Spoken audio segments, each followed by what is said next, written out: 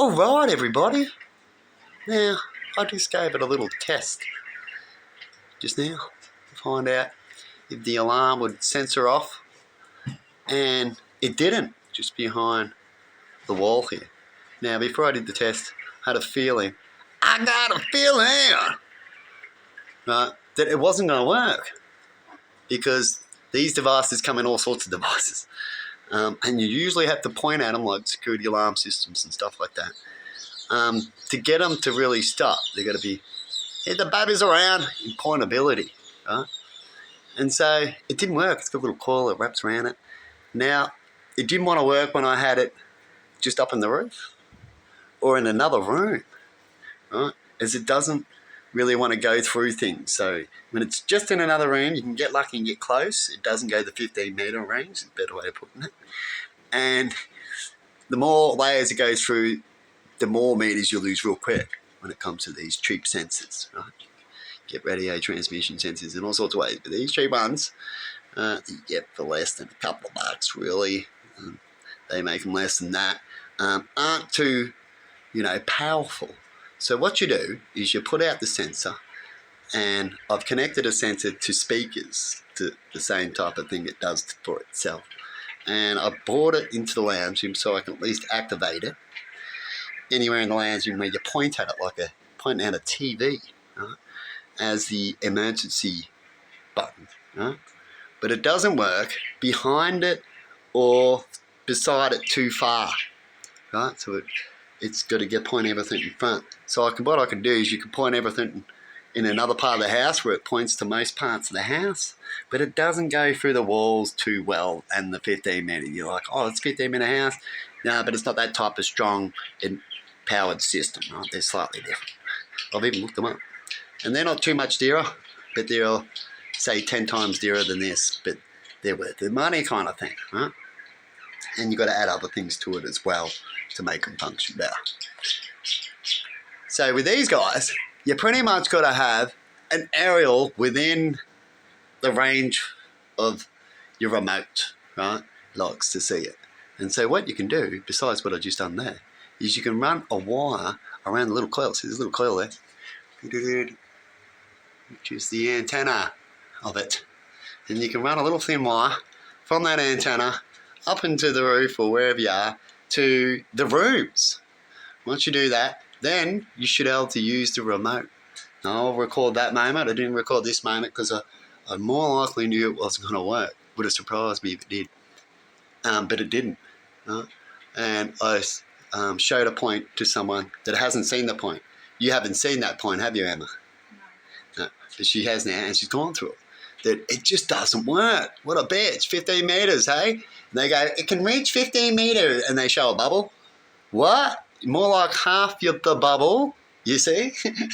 Because you got to be in front of it, huh, to get it work. Even when it's out of the system, you get behind that, it ain't going to work. So when you have it as a security alarm, as they sell them for a motorbike or a car or something to self-pull it off yourself or put another sensor to it so it goes off,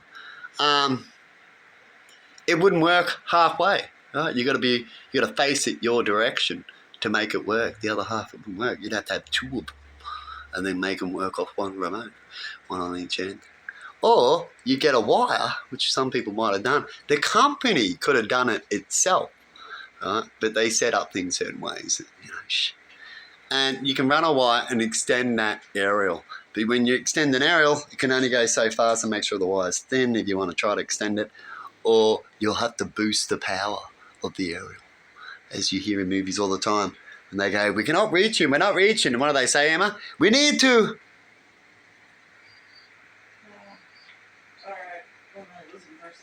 Oh, there you go. Doesn't that sound like a lot of things to these days, hey, people?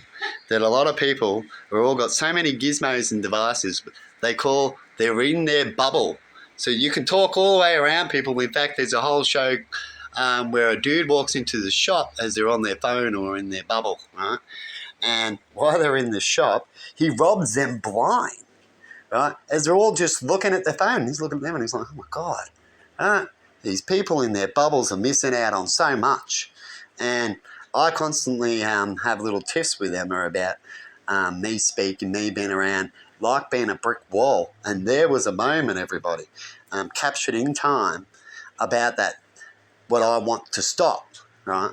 If you love and connect with people, or you know you're having troubles with people, the last thing you want to do is be one way of an energy, because it just makes it worse. But if you go the other way of the energy and start connecting and show that in all sorts of ways, means at least listen when they're talking about things that are interesting and something that they've perhaps talked to you about and that you haven't heard, right?